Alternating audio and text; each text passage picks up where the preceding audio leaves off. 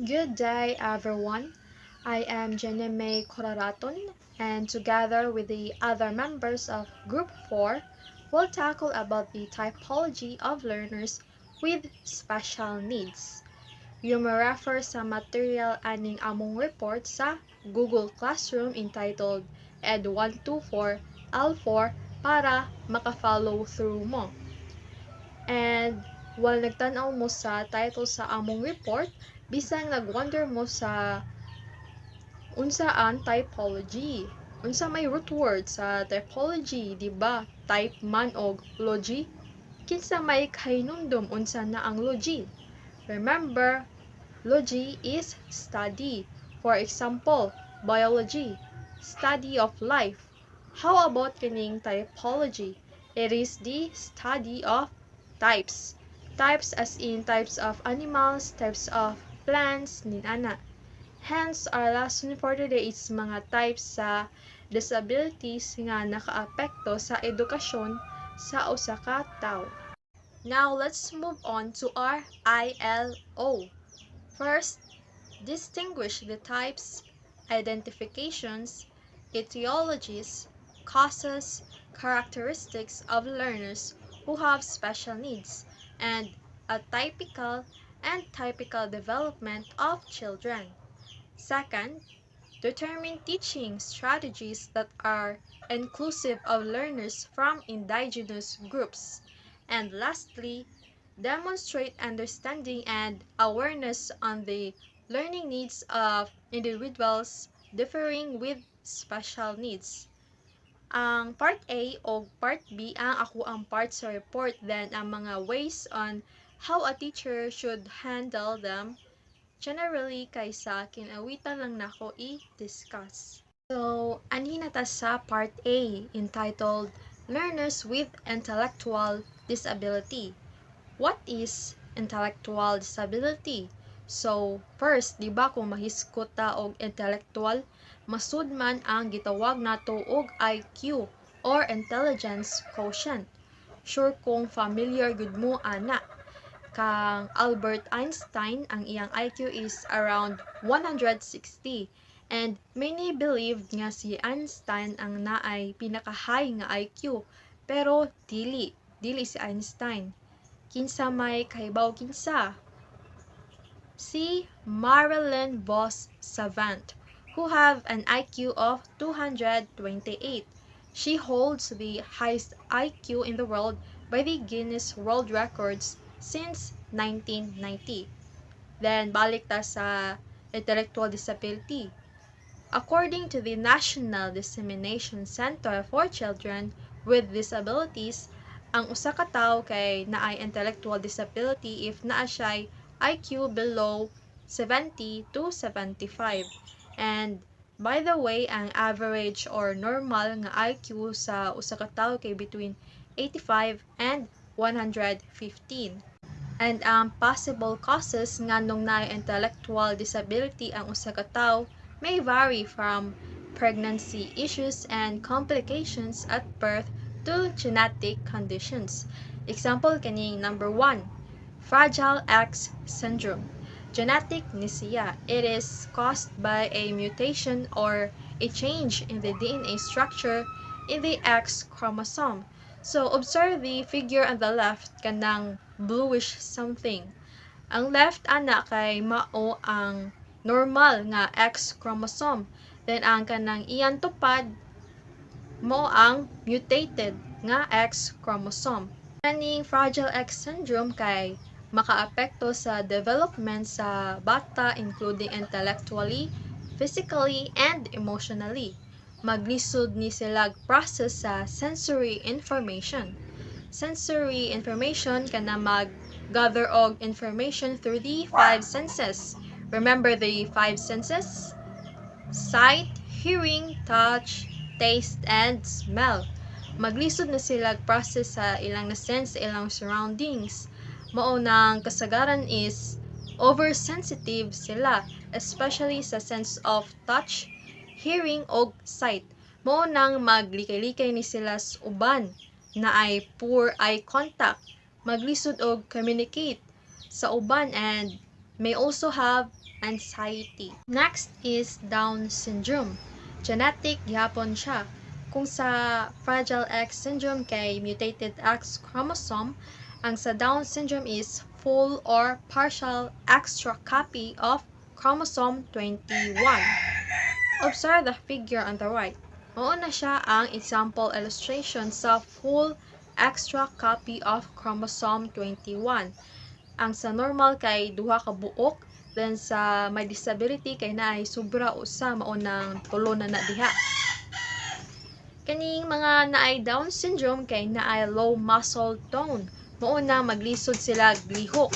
Naay difficulty sa motor skills, especially sa kanang mag-require og balancing. Kani po sila kay naay delayed language comprehension. Maglisod sila himo og sentence, then maglisod pod grammar. Mao nang kasagaran ma-frustrate na sila, then mag-cause og behavioral problems kay kabaw sila unsa ilang ganahang isulti pero dili sila ka-express clearly sa ilang gustong iingon. And people with Down syndrome may also have respiratory and heart conditions, so dapat careful and delicate ang pag-handle ani nila. Number 3, developmental delay. Ang usa ka bata kay naay developmental delay kung ang iyang development moves at a slower rate compared to other children of the same age.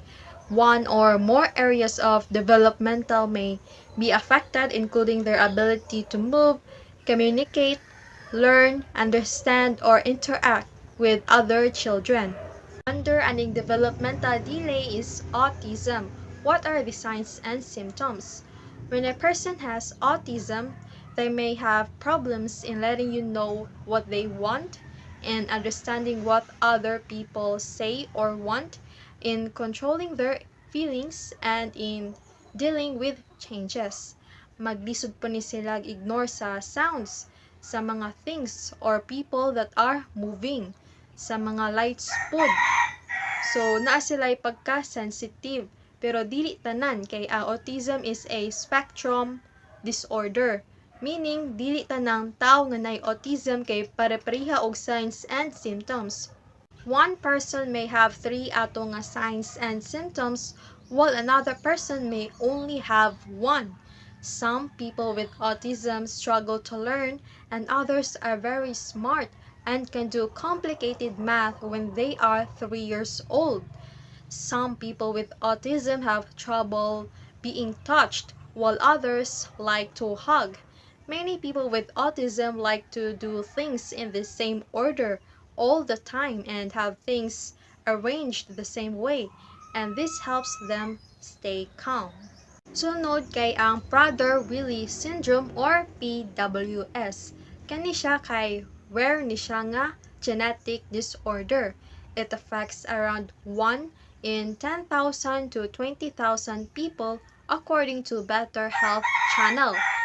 And it's caused by an abnormality in the genes of chromosome 15 atong balikon. Ang Fragile X syndrome kay naa sa X chromosome. Ang Down syndrome kay naa sa chromosome 21.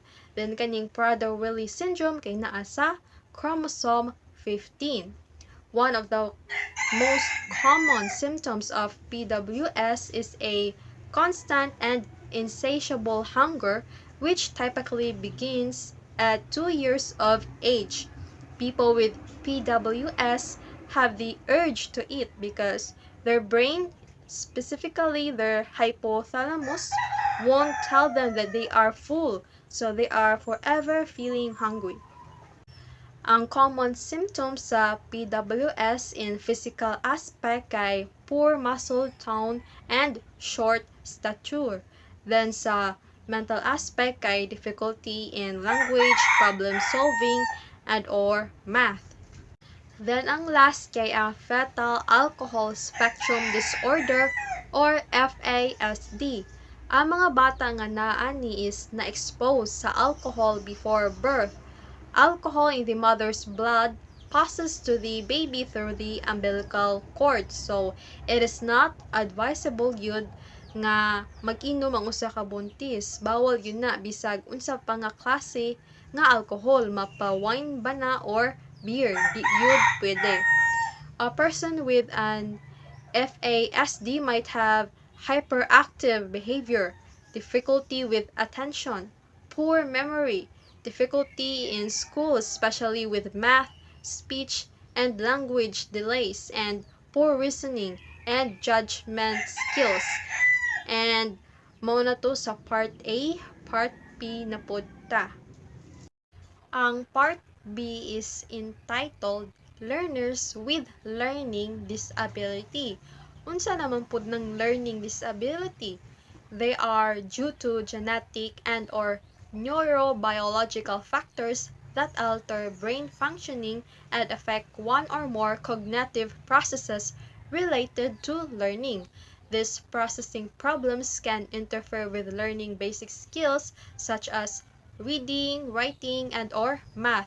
They can also interfere with higher level skills such as organization, time planning, abstract reasoning, long or short-term memory, and attention. It is important to realize that learning disabilities can affect an individual's life beyond academics and can impact relationships with family, friends, and the workplace. A learning disability cannot be cured or fixed. It is a lifelong challenge. However, with appropriate support and intervention, people with learning disabilities can succeed in school, work, relationships, and community. So, anhin na ta sa mga types. Basaha daw ng 1 to 4. 1 to 4 sa. Unsa man ang inyong nabantayan? Di ba naa may mga this nga word? Unsa man kay meaning ana? So, this is a medical term which means difficulty. Pwede ra pud ng disability. How about aning number 1? Dyscalculia. This for disability. How about calculia? Unsa may nahunahunaan ninyo ana? Calculate. Mga calculations or math concepts in general. It affects the ability to grasp and solve math concepts. Maglisod yun ni sila sa math bisag tagaan ni mog formula or step-by-step solution, maglisod yun sila. Next is ang dysgraphia. Writing disability ni siya. Maglisod sila pormag letra. Uban dagko, uban gagmay, then huwi. Murag sa sinuwatan sa kinder ba. If ever tarungon nila suwat, dugay pod mahuman. Dali ra pod ni sila kalimot sa porma sa letters, mong they require a large amount of energy and time gyud. Sunod kay ang dyslexia. Mao ni ang pinaka-common nga form sa learning disability og language-based ni siya kana about words, sentences, or paragraphs.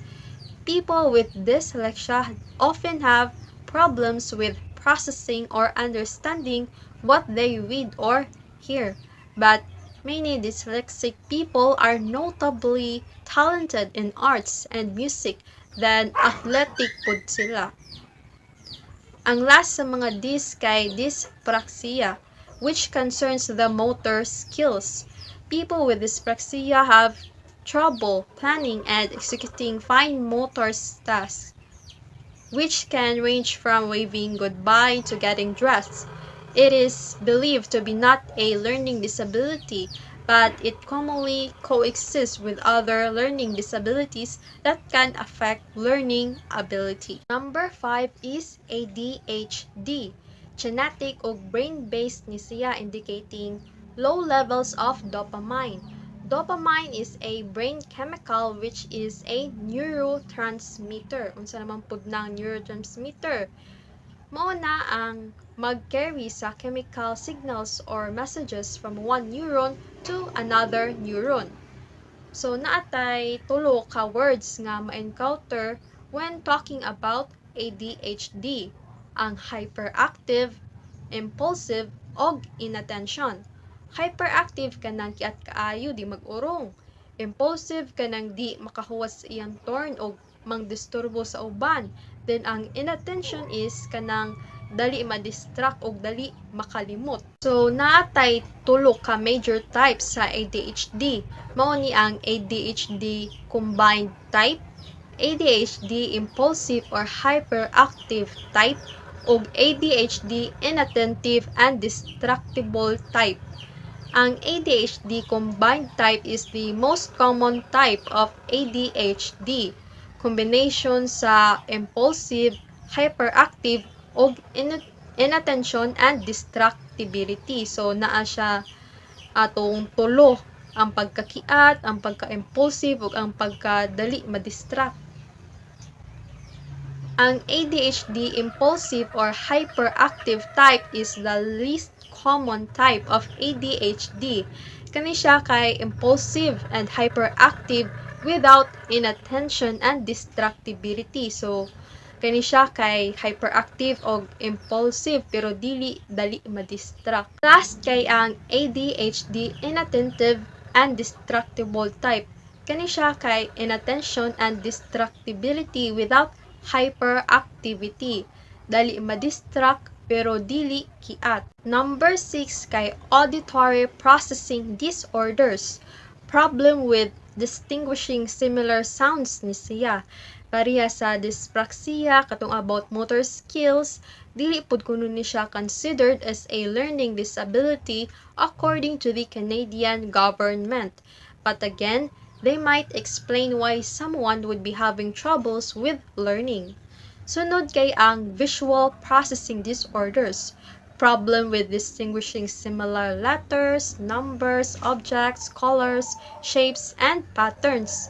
Just like auditory processing disorders, visual processing disorders are not considered learning disabilities by the Canadian government, but again, could be an issue when it comes to learning. Ang last kay non-verbal learning disorders or NLD. These are neurological syndromes that develop in the right side of the brain. Hina sila sa social skills ug maglisod og sabot sa facial expression or body language sa ubang tao. Hina sila didto nga part pero strong ilang ability when it comes to verbal aspect. Dali ra nila ma-express ang naa sa ilang hunahuna. Then they also have remarkable memory, especially sa sounds, sa ilang mga nadunggan. Very good pod ang ilang spelling skills. So, mano to ang ilang good part, balik ta sa mga nalisdan nila nga part. Maglisod ni sila react sa mga changes, and some possess poor social judgment, poor coordination, balance problems, and difficulty with fine motor skills. So, ako na i-discuss tong akong giingon nga mga ways on how to manage students with learning disabilities. In order to manage students with intellectual and or learning disabilities or bisag unsa nga disabilities, a teacher should have number 1, understanding. Dapat kaybaw siya musabot sa kung unsa kalisod sa sitwasyon sa bata nga naay disability. Number 2, aware. Dapat aware siya sa kung unsa ang special needs sa usa ka bata nga naay specific disability. Kung bungol, visual aids. Then naapoy hearing aid. Kung buta, braille. Kung amang, sign language. At ang uban is mag-need og wheelchair or cane or tungkod. Last is patience. A lot of patience kay possible yun nga balik-balikon nimo ang lesson all over and all over again para makasabot ang bata. A lot of patience sa mga bata nga hyperactive, impulsive, and inattentive. Katong may ADHD, especially katong combined type. Take note nga mautoy pinaka-common nga type sa ADHD. So, patience yun ang pinaka-importante when it comes to teaching students with disabilities. Hi everyone, my name is Alroy Bohol. I'm the reporter of learners with physical disabilities. So number 1, Acquired brain injury. Any type of brain damage that occur after birth causes through a wide range of factors including a blow in the head, stroke, alcohol or drugs, infection, disease, weakness, impaired ability to think and learn, forgetful, poor attention. Number 2, spinal cord injury or SCI. Damage na siya if too much pressure is applied or the blood and oxygen supply to a spinal cord is cut. Kung ang spinal cord ma-damage, it leads a loss of function, mawala imong ability to move or paralyze. Common mahitabo is accident sa motor or kung mahulog. Number 3, spina bifida, a condition that affect the spine and it usually appeared at birth. Muhubag din siya sa luyo or sa back in the neck. People with spina bifida experience physical disabilities like paralysis or weakness in the legs. Doctors aren't certain what causes spina bifida, but it's true to result from a combination of genetic, nutritional, and environmental risk factors such as family history of neural tube defect and folate. Number 4, cerebral palsy. So, ako example is katong ipakita ni ma'am nga si Sarah. So, this is her ability. This injury developed before or during birth caused by reduced blood supply and lack of oxygen to the brain. If the mother is illness during pregnancy such as rubella and ang bata pwede siya ma-injury to the brain. Number 5, cystic fibrosis or CF, a genetic condition that affects a protein in the body. It affects the mucus and sweat glands in the body, and the symptoms including sinus affect, liver damage, diabetes, poor growth, diarrhea, and infertility. So, ang mga tao nga maka-experience of CF also have low salt level and body which cause problems such as fatigue and cramps and dehydration. Number 6, epilepsy, a disorder of the brain characterized by repeated seizures. The causes of epilepsy is stroke, brain tumor, severe head injury, and drug abuse or alcohol. A brain infection, lack of oxygen during birth.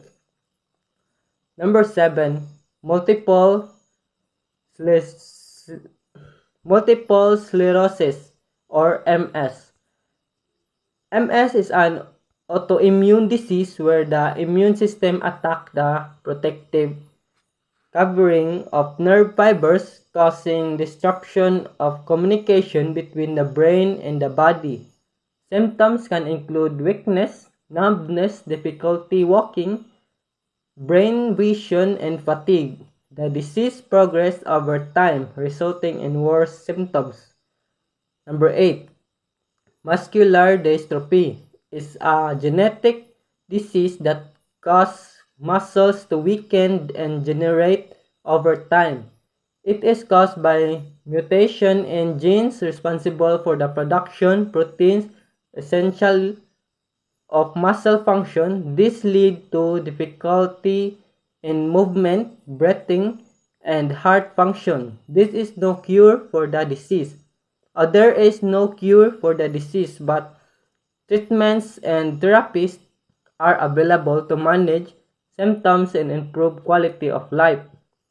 Number 9, Tourette syndrome is a neurological condition that causes involuntary movement and sounds called tics.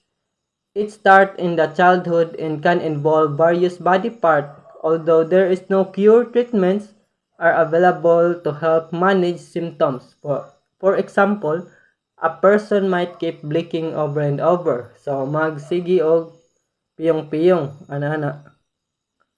And number 10, dwarfism. Dwarfism refers to a medical condition where a person's height is significantly shorter than average due to genetic or medical factors. It typically defined as an adult height of 4'10" or shorter. There are over 200 types of dwarfism. It can present itself at birth or later in life.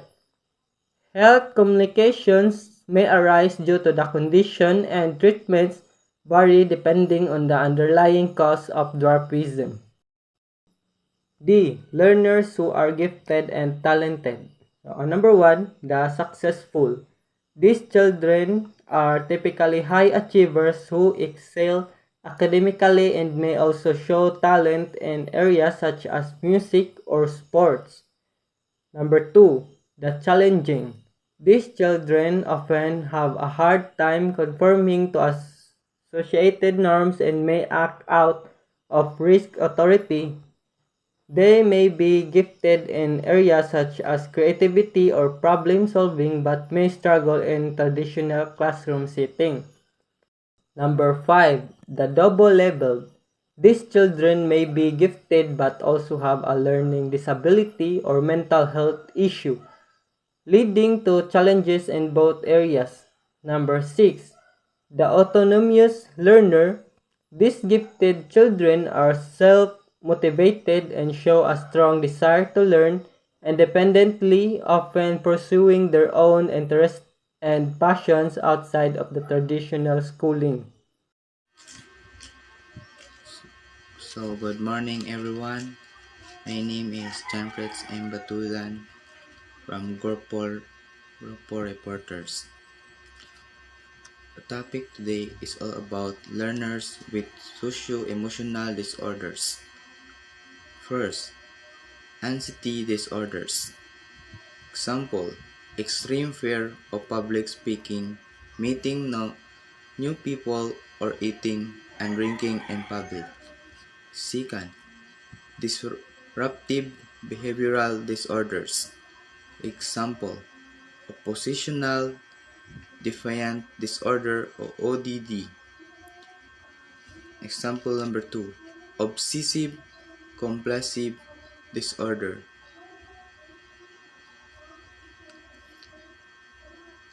or OCD. Number 3, dissociative disorders.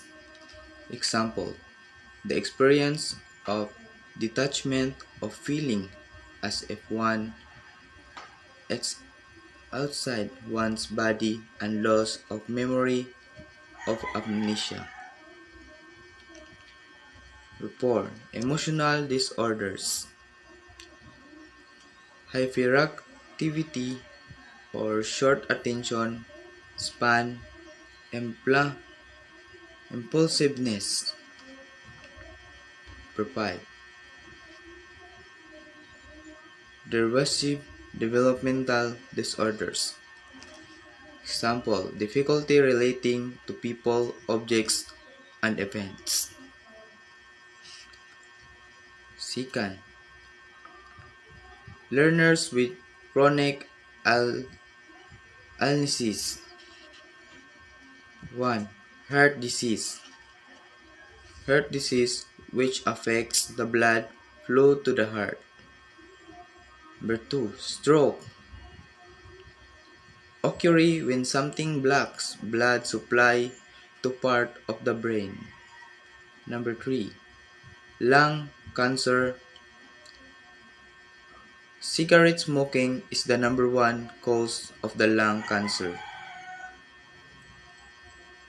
Number 4. Colorectal cancer. A disease in which cells in the colon or rectum grow out of control. So, number 5. Non-kinesia chronic illnesses. Depression.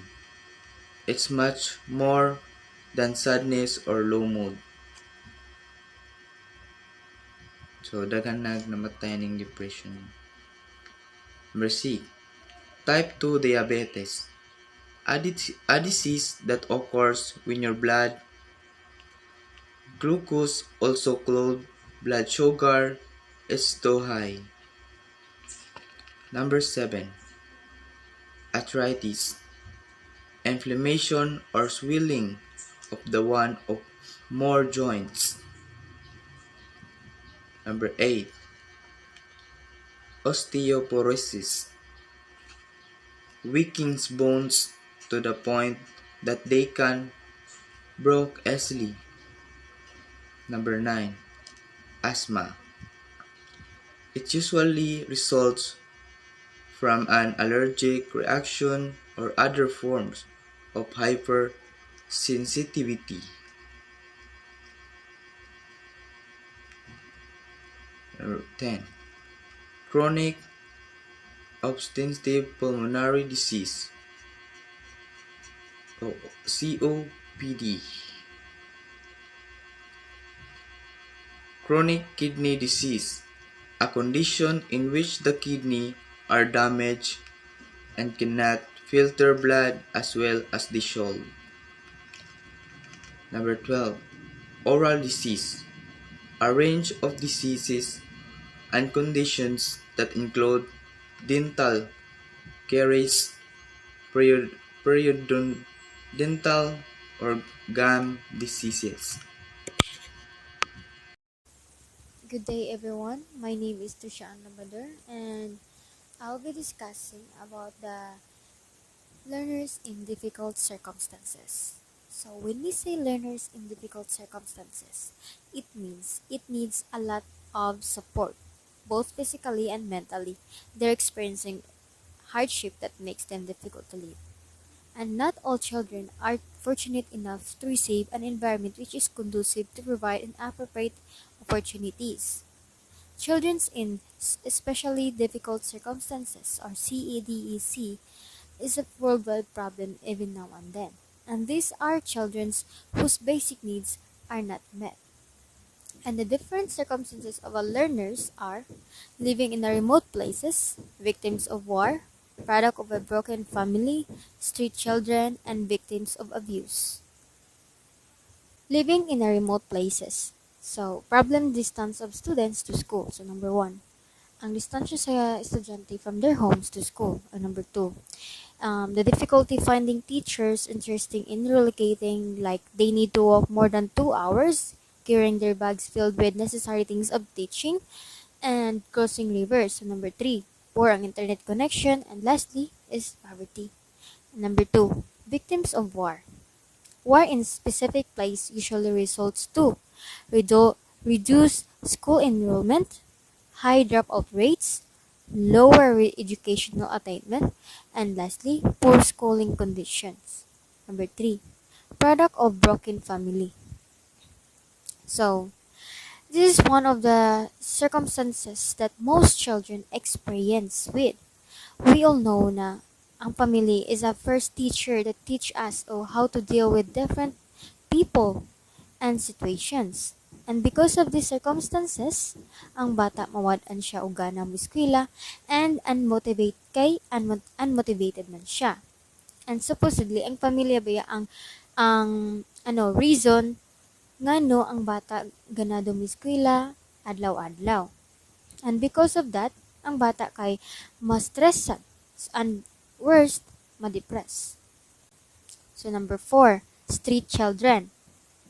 Makaayon jud tano na it is difficult to ignore them. Like makatan-aw jud ka na unsa kalisod lang kinabuhi as street children, wala sila tarong pulay-anan, wala po'y enough food, or usahay manlimos lang sa karsada kay para ipalit sa pagkaon nila or ihatag sa ilang pamilya. Ug ang pinakapait kay ang pagtan-aw sa ubang tawo nila kay samok like i-discriminate sila, the way they look and the way sila manamit mana sa ilang mga actions or dapat sa ilang behaviors kana i-discriminate gid sila, like i-look down ng ilahang whole self. And the last circumstances is that of victims of abuse. Teachers have a unique opportunity to identify abused children and to start the healing process that will restore safety to their lives. Teachers' attitudes towards students is the most ingredients in a safety classroom. There is nothing that a child can do prevent or stop the abuse. And accepting caring the teacher would allow the just enough to make the first steps towards developing a senior life. So in order to cope up these circumstances as a future educator to teach them effectively, we need to understand the concepts that are important for planning and developing and implementing sessions. All of these children have their special needs, especially they needs for support, care, and motivation, and understand their situation, feel or feelings, and emotions. In order to help these students who have been experiencing difficult circumstances, the teacher should be conscious of educational gaps, exercise caution in assigning homeworks, be on the alert for mental health problems, be vigilant of children who are manipulative, and be attentive to other matters. So, in addition, we need to understand them kay not all students pareha og problem. Sa kinabuhi, dapat be observant with regards to their actions and behaviors. And now let's move on to learners from indigenous group. Indigenous people are culturally distinct societies and communities. Although they make up 6% of global population, they account about 15% of extreme poor. There are 20 million estimated indigenous people in the Philippines, consisting of around 110 ethnic groups. They are one of the most vulnerable sectors of the society, suffering from abject poverty, malnutrition, exploitation, conflict and violence, discrimination, alienation for their natural resources and human rights notation, and severe lack of access to basic services. Yes, they are poor, but bisag poor sila bisag poor sila education, but um, talented ni sila ng mga tao, which is labaw sa tanan. They're all hardworking peoples. So we should dili lang ni sila masayang-sayon lang. Over the 20 years, the right of IPs have been recognized. So, 23 ratification of the Indigenous and Tribal People Convention from 1991, United Nations Declaration on the Rights of Indigenous or UNDRIP in 2007, the American Declaration on the Rights of Indigenous People in 2016, the establishment of the United Nations Permanent Forum on Indigenous Issues or UNPFII, and the Expert Mechanism on the Rights of Indigenous People. And the last, the United Nations Special Rapporteur on the Rights of Indigenous People or UNSR. Indigenous People Curriculum Education Framework. With regards to their education, the indigenous people have the lowest rate in our country, and it is a challenge to serve their needs because we all know they live in remote places. And to respond to these challenges, the Department of Education in the Philippines recently adopted a framework as a guide for indigenous people educators in developing culturally appropriate and responsive curricula, lesson plans, instructional materials, and teaching methods. Classes in Bankas for Siparing Badjao, the Angis ko Ma Bangka or the classes in Bankas is one of the example of innovative program that helps indigenous young learners gain access to quality and culturally relevant educations.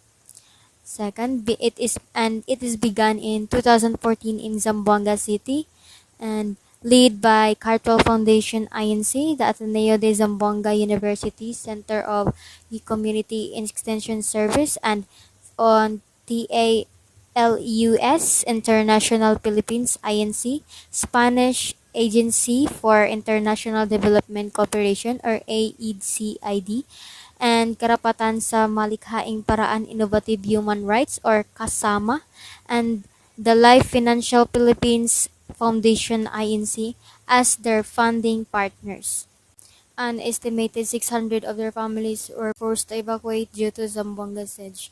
So, ang Zamboanga siege kanang mauman na siyang katong if you if you didn't or haven't remember, there is Zamwagasage man to sa una tong during 2013 kay away sa government og sa mga Moro or Moro National Liberation Front, ang mga MNLF, mao na sila nga. Mao to siya katong gusto man nila na i-separated ang Mindanao sa Philippines. So one of the kanang sige na kanang congressman sa kanang kuan or governor di ay sa Mindanao kay nag kanang ni against nila so mao to kanang nagkuan sila o kanang nisong sila nga to sa Mindanao and nag-away sila sa first na away kay dito sa Santa Maria. Human naginokdan na ito sila then naabot sila sa airport hantod naabot sila sa Pantalan which is ang kanang Pantalan mao na didto na muyo ang mga Badyaw peoples. So mao to na nagkabulag-bulag na sila na ang uban nato sa laing barangays. So mao to nagkabulag-bulag gyud sila then mara ang daghan sad ato nila kay namatay nadamay mo to ilang mga ilang balay nadamay sad na basta dako kay tong awaya to nila. Classes are conducted for 3 hours a day by 2 trained para teacher who are themselves member of the Badyaw family. So para teachers, what is para teacher? So a para teacher are not certified teacher but they are vital members of school support staff. Like, yes, mo na sila nga. Then, just like teachers, sulduhan sana sila. Pero gamay, ubos-ubos ra gamay sa mga sweldo sa teacher. So, an estimated salary nila kay 6 to 11,000 per month. And in November 2014, 48 learners were enrolled in A&B classes, an increase to 96 by the December 2015. So, imagine, the age of each learners range kay from 3 to 11 years old. Then, none of them kay wala di attend of school sa una and dili sila ka mo basa or even sa pagsulat sa ilang mga letters or mga ngan or letters. So, in short, they are illiterate. So, IP education is unique in that it often takes approaches different from those used in traditional instruction. The importance of highlighting indigenous knowledge, skills, practices, and values is acknowledged. Openness is the key in nurturing a dynamic where teachers and students learn from each other and do have collaborations between of them. Respecting the dignity of each community member is manifested in respect for their entire culture. Education program for such community are good fruit when they are facilitated rather than forced. So to make them inclusive educator, as a teacher, kanang mag-create ka og magkuan kag teaching strategies or methods para para may interaction between sa students and teachers. So what so unsa man na mga strategies like kuan magpabay group pa ka or individual na activity like kung sa by group kay mo to magpabay group ka then with that makakuan sila magka-collaborate sa usag-usa like magka-share ding ilahang mag-share sila sa ilahang mga thoughts and by that makakuan sila maka-learn sad sila. And another, kung paansiran nimo sila mga activity nga dapat kuan sad kanang well detailed ang imuhang pag-instruction nila kay para masabtan nila and para makuan sad ma-catch up nila ang kana na activity. So next is the difference between typical and atypical development of a children. So when we say typical development, it means it refers to the normal progression where children grow by acquiring knowledge, skills, and behaviors, called development milestone at a certain time frame. And when we say atypical development, it happens when development doesn't follow the normal course. So to discuss this, So I am here once again to discuss the table shown on your screen. Ang second column sa table entitled Typical Developmental Milestones is about the general and normal development order sa mga bata at the age of 9 to 10. Then ang last nga column entitled A Typical Development for Aiden at 10 years old kay about sa nasinatian ni Aiden pag 10 years old niya nga a typical development or kanang not normal nga development order. So first, sa aspect sa social and emotional, kabantay guro mo nga why nakabutang under sa atypical, meaning ana kay nasunod ra ni Aiden ang normal nga developmental milestone. So ani nga age is mag-seek na og mga friends, especially kanang same nila og interest or same nila sex. For example, ang mga boys nga into sports, then ang mga girls nga into fashion. Ang makasud ani nga group of friends kay emotionally important sa mga bata ani nga age. Masatisfy sila nga naa sila'y kauban nga muabiba or musupport nila nga naa sila'y place to belong. So mao to naa na sila'y friends, then mag-do their best gyud ni sila nga makaapas sa status sa ilang kaedad or mag-live up sa tagsa-tagsa nila nga expectations. So, competitive kay ilang environment kay naanay peer pressure. Di gusto magpalupig. Naaman po yung mga friends nga amo abiba nila. And ani pod nga time kay conscious na sila sa ilang physical appearance. Unsa ilang suoton for boys kasagaran is sapatos, sa girls kay more on hair accessories siguro. Ila pong mga gamit sa eskwelahan. Kita siya sa iyang classmate nga nindot kaayog bag then ganahan pud siya ato. So again, nasunod ra ni Aiden. Nakarelate ra siya socially and emotionally sa mga bata nga iyang kaedad. Next is about thinking and learning. So naanay comparison nga mahitabo sa typical sa ta. First, Kay faces more academic challenges at school, then becomes more independent from the family, o last Kay begins to see the point of view of others more clearly. Then sa atypical, Aiden is experiencing problems with comprehension and memory and is unable to keep pace with the regular academic curriculum, and his academic achievement is lagging. And he has receptive language challenges, which are especially notable when compared to his expressive skills on testing. So si Aiden as an atypical child kay maglisod siya og sabot sa mga lessons ug kalimtanon po daw siya. Then naa po siya aning receptive language challenges. Maglisod siya og sabot or process sa mga bag-ong information nga iyang nahiaguman. And as a result, maglisod siya og apas sa iyang mga classmates sa regular nga classroom. Then naa pa di ay increased attention span. Naagyapon si Aiden ana, karelate ra siya sa mga normal nga kaedad niya when it comes to attentiveness. Ang last kay movement and physical development. So di ba ang normal nga bata nga 9 to 10 years old kay kabaw naman na sila mulakaw without assistance. Pero kaning si Aiden kay mag-need gihapon siya assistance. Ang naa dinhi kay help with dressing, bowel care, and bladder care. And makaingon gyud ta nga limited ang iyang movement. Possible nga naa siya'y disability. O kaniiha di ay kay developmental delay ni kay behind iyang development sa mga bata nga kaedad niya. And so, mauna to ang end sa among report.